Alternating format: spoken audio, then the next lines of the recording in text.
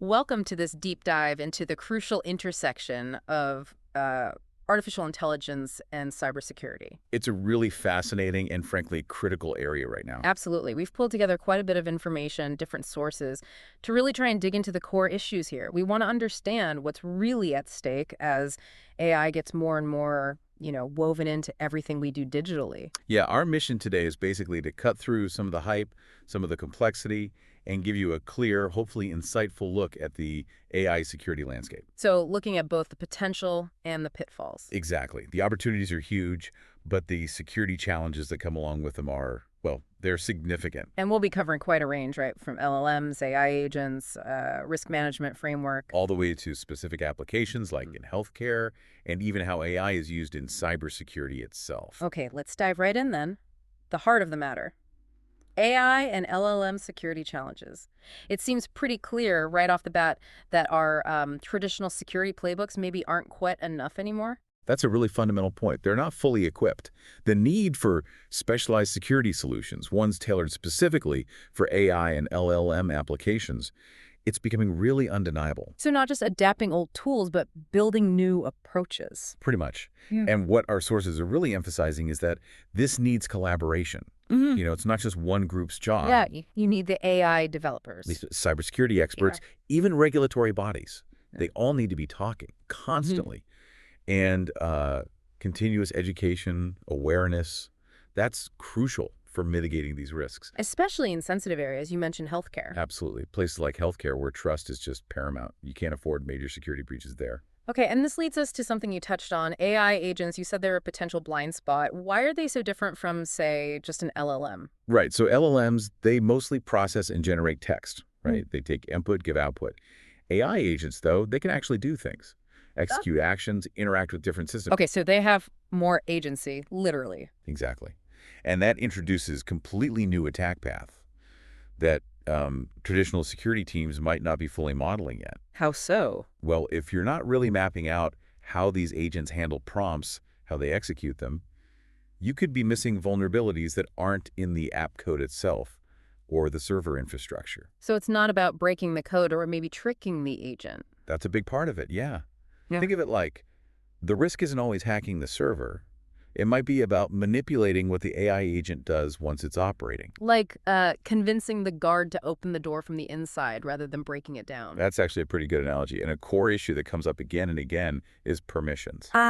Permissions. Always tricky. Especially here, AI agents often get really broad permissions, sometimes just for convenience, to make them work smoothly across different systems. Because they need to talk to lots of things to do their job. Exactly. But the risk there is the lack of granular oversight. When access is that broad, it's hard to keep track. And what kind of specific risks does that lack of oversight create? Well, first, there's often no real visibility into the agent's intent. You see an action, but not the why behind it. What prompt triggered it? What decisions did it make? Okay, so tracing things back is hard. Very hard. There's no clear chain of custody for actions often, which makes assigning accountability if something goes wrong incredibly difficult. Was it a bad prompt, a data issue, or just unexpected behavior? Precisely. And, standard security logging, it often doesn't even capture the right stuff for this. Like what's missing? Crucial details, like the exact prompt given to the agent, the internal reasoning or decisions it made, the specific tools or APIs it call. Without that, Your security posture is much weaker. significantly weaker. And you add to that traditional threat modeling. It often struggles with the dynamic, sometimes unpredictable nature of these agents. It wasn't really built for that. So the takeaway for us is we need a whole new way of thinking proactively about securing these agents. Exactly. We need to ask critical questions, like how vulnerable are we to prompt injection? Right, where you trick the AI with a clever prompt. Yeah. How do we effectively threat model the agent's behavior, not just the code around it? What kind of access controls really work? How do we monitor them effectively? And do our existing security tools even help here? That's a huge question. Yeah. Are they capable of detecting or controlling these new kinds of agent behaviors? It feels like every time we integrate more AI, poof, the attack surface just gets bigger. That seems to be the consensus. As AI adoption grows, we see new vulnerabilities popping up. Prompt injection, like you said, data leaks. Definitely. And one trend that's particularly worrying, highlighted across multiple sources, is this thing called shadow AI. Shadow AI, that sounds a bit ominous. What is it? Think of it like unsanctioned AI use within a company. Employees using AI tools, maybe web services, maybe downloaded models. Often with good intentions, probably, to get work done. Often, yes, but without IT or security knowing about it, or approving it, Right. or securing it. Ah, okay. So unmonitored, unauthorized AI. Exactly.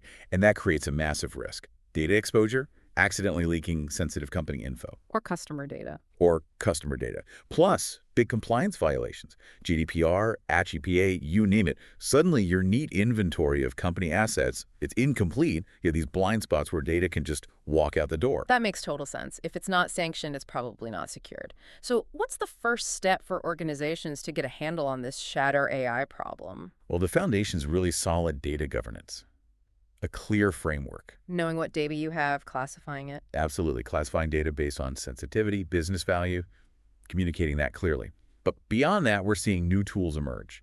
AI security posture management, or AISPM. And ISPM, what does that do? The goal is to give organizations visibility and control over all the AI services being used. Find the shadow AI, How does it find it? often through something called an AI bill of materials, an AIBM. It helps discover and track these AI tools, even the unsanctioned ones. Okay, AIBM within AISPM helps find the shadow AI. Got it.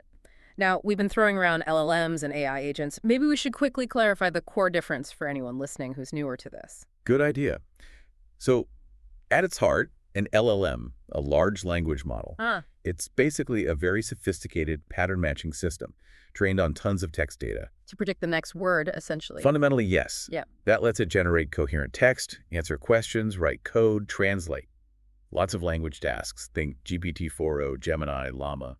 Those are LLMs. And they power things like chatbots, content generators. Right. But crucially, they operate on text input and give text output. Their main interaction is language, which, from a security view, makes them vulnerable to language-based attacks like prompt injection. Okay, masters of language. So where do AI agents take it further? Agents are kind of the next step. They often use an LLM as their brain, their reasoning engine, but the key difference is they can independently perform actions. Interact with other systems. Exactly. To achieve goals. An LLM understands a request and response. An agent understands a request, figures out the steps, and then executes them. Sending emails, querying databases, using APIs. Wow, okay. So much more autonomous. Potentially, yes. Some sources even talk about future agents acting like AI project managers, automating tasks, assigning work, handling team comms. The security implication there seems obvious. Bigger attack surface again. Definitely. Because they can interact with and potentially change other systems, the risk profile is different, broader. Are we seeing these agents used in the real world now? Any concrete examples? Oh yeah, definitely. Especially in software development. There are already code review agents that analyze code for bugs, for security flaws. Automatically. Automatically. And coding copilots that don't just suggest code, but can write it, run it, debug it, update documentation, all based on natural language prompts. That's pretty advanced. It is. And then you have experiments with fully autonomous agents, like AutoGPT, that chain multiple steps together to solve complex problems with minimal human input. Plus, platforms emerging that are like marketplaces for specialized agents. Fascinating. Okay, so developers are using them. What about within cybersecurity itself? How are agents being used defensively? AI is becoming absolutely vital in cyber. Its ability to process just massive amounts of data way faster than humans and spot subtle patterns, anomalies. It's enabling truly proactive threat detection. Finding the needle in the digital haystack. A much bigger haystack, and finding it faster. Yeah. Machine learning helps predict and even prevent attacks before they hit. Plus, AI can automate a lot of the routine security stuff. Freeing up human analysts. Exactly. Let the humans focus on the complex strategic issues, the stuff that needs judgment. So AI helps find threats faster. Does it help respond faster too? It does. That's where AI-driven response agents come in. They can speed up and improve incident resolution significantly. We're also seeing prediction agents emerge. Prediction agents. Forecasting threats. Yeah, analyzing data to forecast potential future attacks or vulnerabilities. And beyond that, AI is even helping with things like data quality and system integration within cyber tools, which can boost the ROI on security spending. It really sounds like a potential game changer for cybersecurity teams. But are there hurdles? What stops organizations from just plugging all this AI in? Well, there are definitely challenges. One big one is the skills gap. Not enough people who know how to use these AI tools effectively. Exactly. We need more professionals who understand AI and security. Hmm. And the other big piece is change management. Just getting organizations to adapt? Right. Integrating AI into existing security workflows isn't trivial. It needs careful planning, good communication, solid implementation. And a generally proactive security stance is still vital, I assume. More crucial than ever. Regular risk assessments, continuous employee training that includes AI-specific threats, and finally, you need KPIs, key performance indicators. To measure if it's actually working. Precisely. You need to track if these AI strategies are effective and delivering value. Okay, we've talked a lot about the technical security risks, hacking, data leaks, etc. But are there other potential downsides to AI agents? Things beyond traditional exploits? Absolutely. Some sources raise really interesting points about the human and organizational impact. Like how we interact with each other? Potentially, yes. Disruption to relationship dynamics in teams, Mm-hmm. maybe developing unrealistic expectations of human colleagues because the AI is so fast. Or relying too much on the AI. That's a big one. Over-reliance. And potentially shifts in team structures where the AI agent starts being seen almost like another team member. That could definitely blur responsibilities. You mentioned over-reliance. What about misuse? Right. Misuse is when agents are used incorrectly or maybe maliciously outside their intended purpose. Mm. Over-reliance is becoming so dependent you can't function without them. And these could be linked. Like maybe you misuse it because you've become over-reliant and lost the skills yourself? That's a definite possibility. Skill degradation is a real concern with over-reliance. So yeah, it's not just about technical security, but also managing the broader impact. Which brings us back to security, but maybe from a different angle. How do we build security into these systems from the start? Proactively. It starts with AI threat modeling. Thinking about security from day one. Because AI systems have multiple layers. Exactly. Hardware, software, cloud services, the model itself, the application using it. Vulnerabilities can exist at any layer. Like model stealing, is that a big one? It's definitely a concern. Malicious actors trying to extract the model's architecture, its parameters, maybe even sensitive training data. So AI threat modeling looks at all these layers. Yes, throughout the whole lifecycle, development, deployment, the core idea is traditional software threat models aren't enough. AI needs its own dedicated, proactive approach. And the value is preventing problems before they happen. That's the goal. Because if an AI model is compromised, the results can be unpredictable, even dangerous in the real world. Like messing with self-driving car systems. Or evading cybersecurity tools, or causing financial losses through bad AI-driven decisions. Threat modeling helps assess those risks early and build in resilience. Okay, we also heard about AI agents for security monitoring. How are these different from, say, a traditional SIEM system? They represent a step up, really.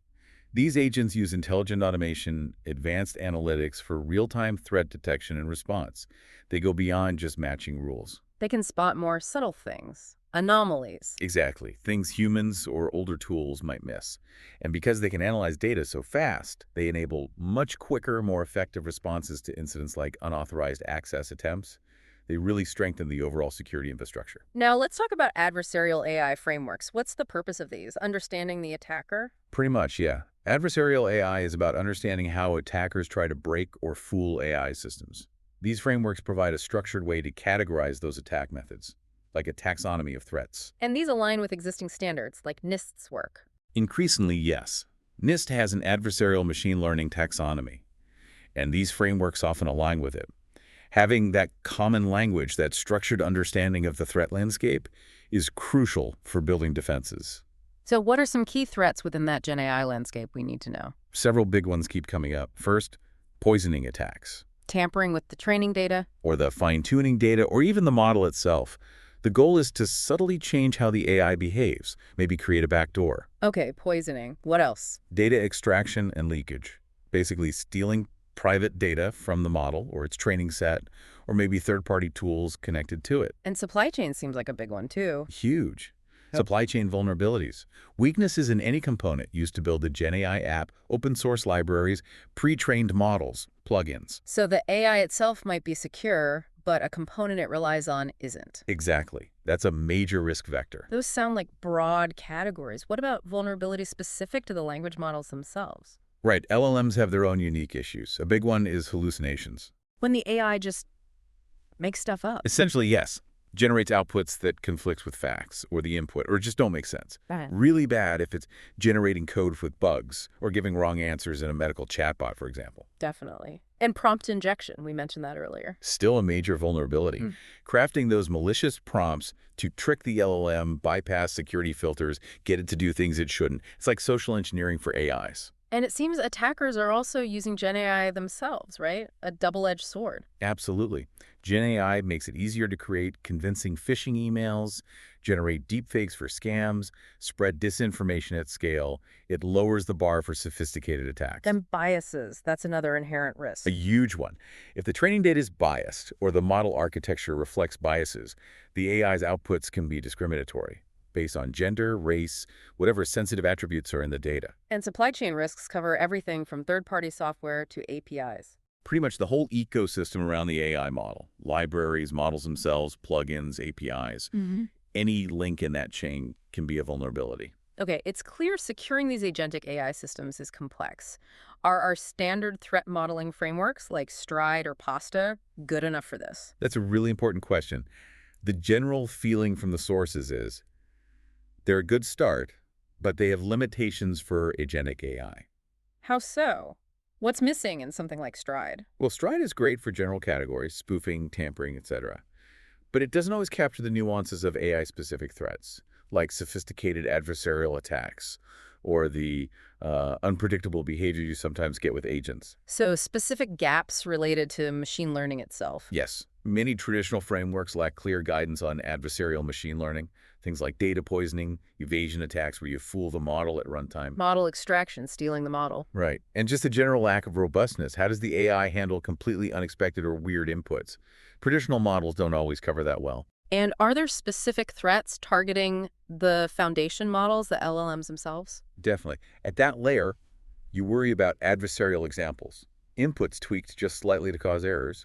Model stealing, like we said. Backdoor attacks. Where a hidden trigger is planted during training. Exactly. Membership inference attacks, trying to figure out if specific data was in the training set, which is a privacy risk, and data poisoning during training, or even reprogramming attacks where you try to make the model do something completely different. Wow, quite a list. It sounds like attackers can also try to just talk the agent into giving up secrets. Coercion. Yeah, that's a concern. Since agents often need internal info to work, attackers might use clever prompts or social engineering tactics to trick them. Try to get the system prompt. Or actual credentials. Potentially, yes. If the agent has access to that kind of information, it means we need to think about information access controls and even social engineering defenses for the AI agents themselves, not just human users. Are we seeing these attacks happening much in the real world yet? Or is it mostly theoretical? It's still early days for widespread, mature agentic AI, so documented cases of these specific advanced attacks in production might be limited. But we're seeing more real-world use cases emerge. Like the route optimization in Uber?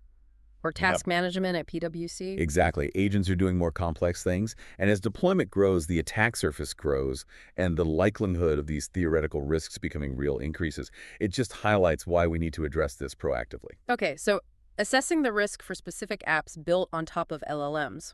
That sounds tricky too. What makes it so hard? Well, a lot depends on having really good, accurate information about how the LLM is being used in that specific app. The use case details matter a lot. Critically, if that info is incomplete or biased, your risk assessment will be flawed. Plus, LLMs can struggle with really complex niche scenarios, things needing deep domain knowledge they might not have. Makes it hard to predict all possible failure modes or misuse cases. So context is everything. You can't just assess the LLM in isolation. Exactly. The integration details are key. Now, slightly different angle. How do existing cyber intelligence frameworks fit into analyzing these AI threats? Things like MITRE, ATT, and CK. Right, the diamond model, cyber kill chain, MITRE. Yeah. Those give structure to threat analysis. And MITRE, ATT, and CK seems particularly useful for AI-related threats. Why MITRE specifically? Because it has such a huge, detailed knowledge base of adversary tactics and techniques, constantly updated by the community. It provides a rich data set you can apply AI to, actually. for enhancing threat intel, incident response, vulnerability management. So great for the technical how of attacks. What about the why or the who? That's a good distinction. Light array is very technically focused. Frameworks like the diamond model or the kill chain might give more insight into the broader context, the adversary's motivations, infrastructure, the socio-political angle. Sometimes you need that bigger picture. Okay, let's zoom back in on those AI applications. When a team builds something using an LLM, what specific threats should they be modeling? Several key ones. Attackers using clever encoding to bypass output filters, trying to extract sensitive data the LLM shouldn't reveal. Like trying to get it to leak secrets. Exactly. Yeah. Also, the risk of the model leaking private info if it was trained on poorly anonymized data, that's a big privacy and security concern. And you mentioned thinking of the model itself as a potential threat actor. Yes, that's a crucial mindset shift. Design security controls around the ML model. Limit its capabilities based on user access, apply least privilege, just like you would for any untrusted component. Even if the AI is just supposed to be analyzing data, not acting on it. Even then, because attacks like adversarial reprogramming are still possible, treat the model as an untrusted source sink. Validate its inputs, outputs, resource usage. Makes sense. Now, NIST is a big name in standards. What's their guidance on managing AI risks? They developed the AI Risk Management Framework, the AI RMF 1.0. It's a comprehensive guide for managing AI risks across the entire lifecycle. And it emphasizes trustworthy AI. Yes, characteristics like safety, security, resilience, fairness, transparency. That's the goal. Because AI risks can be unique, amplify inequities. They can. So the RMS stresses tailoring risk management to the context, the potential severity of harm. And transparency is key for accountability, for fixing negative impacts. What are the main parts of the framework? It has 4 core functions: govern setting up policies, hem up understanding the context and impacts, measure analyzing the risks, and manage implementing controls. The key takeaway is that AI brings unique risks that old software frameworks don't fully cover. And NIST even has specific guidance for generative AI, right? Given its unique nature. They do. A specific AI RMF profile for generative AI. It tackles risks like GAI generating harmful content, privacy issues from training data, IP problems, and harmful bias. And it provides specific actions aligned with those: govern, map, measure, manage functions. Exactly. Tailored suggestions for the GAI lifecycle. And one practice it really highlights for GAI is AI red teaming. AI red teaming. Yeah. Like ethical hacking for AI.